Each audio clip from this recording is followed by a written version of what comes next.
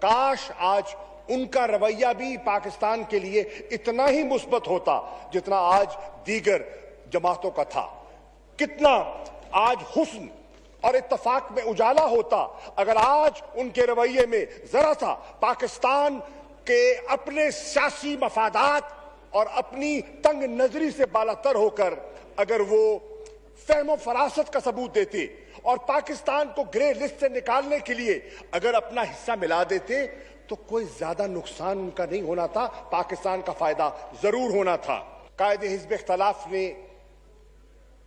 कश्मीर की सूरत हाल पर रोशनी डाली।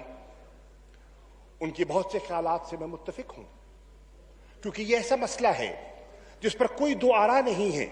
आज भी इस पोलराइजेशन के माहौल में और बहुत से इश्यूज पे हमारी सोच इनसे जुदागाना है और इनकी सोच हमसे जुदागाना है, लेकिन इस मसले पर आज इस जॉइंट सेशन से एक मुत्तफिका करारदाद जो पास की गई है, ये एक खास पैगाम था।